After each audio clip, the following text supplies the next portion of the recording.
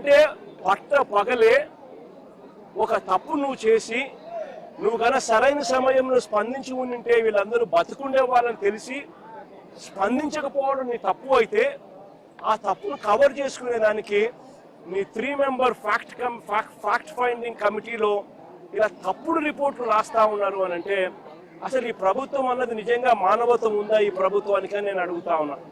ఇంకా ఆశ్చర్యకరమైన విషయం ఏమిటో తెలుసా? ఇంకా ఆశ్చర్యకరమైన విషయం ఏమిటి అని అంటే ఈ ప్రభుత్వంలో ఇన్సిడెంట్ జరిగింది, కనీసము ఒక్కరంటే ఒక్కరు కూడా కనీసం ఇంటికి కూడా రాల.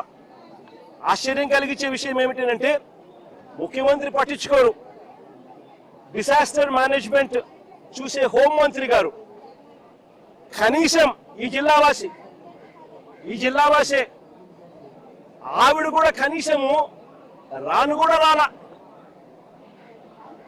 ఇదే ఉత్తరాంధ్రకు సంబంధించిన మంత్రి, ఫిషరీస్ డిపార్ట్మెంట్ మంత్రి అచ్చెన్నాయుడు, ఫిషరీస్ డిపార్ట్మెంట్ కి సంబంధించిన మంత్రి, ఇదే ఉత్తరాంధ్రకు సంబంధించిన మంత్రి, కనీసము ఆయన కనీసం ఇంటికి కూడా రాలా, కనీసం వీళ్ళ ఇంటికి కూడా రాలా.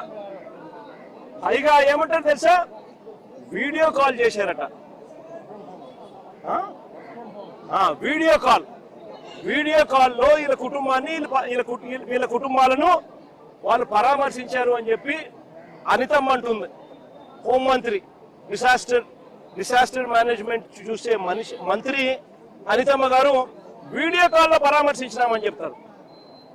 ఒక్కరంటే ఒకరు కనీసం బాధ్యత గల స్థానంలో ఉన్న వ్యక్తులు, ఫిషరీస్ డిపార్ట్మెంట్ మంత్రి కానీ, డిసాస్టర్ మేనేజ్మెంట్ మంత్రి కానీ, ముఖ్యమంత్రి కానీ కనీసం ఎవరంటే ఒకరు పట్టించుకున్న పరిస్థితి లేదు.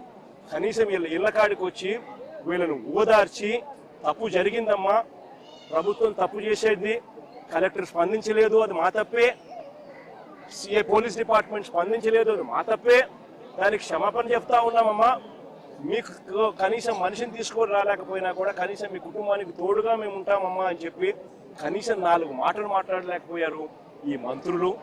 ఈ ముఖ్యమంత్రి గారు కనీసం ఆ మంత్రులను పంపించేనా కానీ కనీసం ఆ మాటలైనా చెప్పించలేకపోయాడు. ఇది ఈరోజు రాష్ట్రంలో జరుగుతా ఉన్న పరిస్థితి. నేను అడుగుతా ఉన్నా, ఒక ఘటన జరిగి నువ్వు స్పందించి ఉండింటే, రాత్రికి రాత్రి నువ్వు కానీ రియాక్ట్ అయ్యి ఉంటే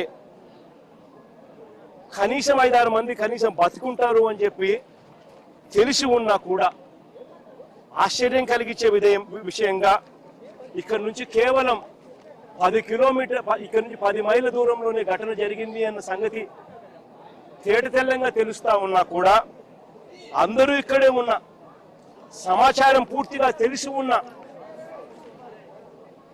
స్పందన లేక ప్రాణ నష్టం జరిగితే వీళ్ళు స్పందించింది ఏమిటో తెలుసా? వీళ్ళు ఇచ్చేది ఏం తెలుసా?